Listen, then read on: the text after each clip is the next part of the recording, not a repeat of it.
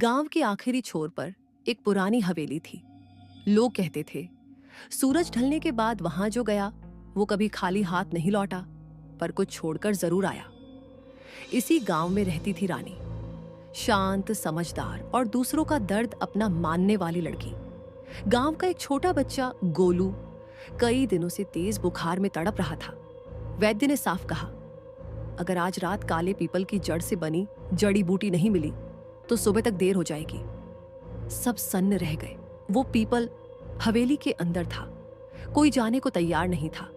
तभी रानी ने दीवार से टंगी पुरानी लालटेन उतारी, उसे जलाया और बोली, अगर किसी की जान बच सकती है तो डर मायने नहीं रखता।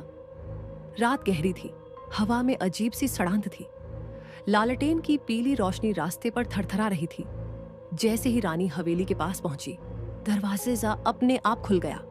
अंदर कदम रखते ही तेज हवा चली और लालटेन की लौ कांप उठी। अंधेरे में किसी के रोने की आवाज आई। मां! रानी ने सोचा, शायद कोई बच्चा है। वो उसी आवाज के पीछे चल दी। तभी दीवार पर टंगा पुराना आईना चमका। रानी ने लालटेन उठाकर देखा। आईने में एक औरत खड़ी थी, सफेद साड़ी, जला हुआ चेहरा। उसकी आंखें खाली थीं, लेकिन उनमें गुस्सा नहीं था, सिर्फ इंतजार था। तू किसी अपने के लिए आई है? औरत की आवाज गूंजी। रानी ने कांपती आवाज में कहा, हां, एक बच्चे की जान बचानी है। औरत मुस्कुराई।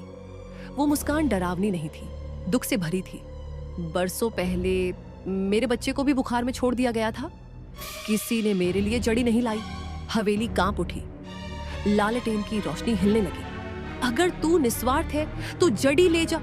पर बदले में रानी की सांस अटक गई। जब तेरा वक्त आए तो इस हवेली की कहानी आगे बढ़ाएगी।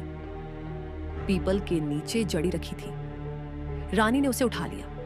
लालटेन की लौ पहली बार शांत हुई। हवेली का दरवाजा खुल गया। सुबह गोलू का बुखार उतर चुका था। गांव में खुशी लौट आई। लेकिन रानी अब हर रात लालटेन की रोशनी में हवेली की ओर देखती है, क्योंकि वो जानती है हवेली ने उससे कर्ज नहीं लिया, एक रखवाली सौंप दी है।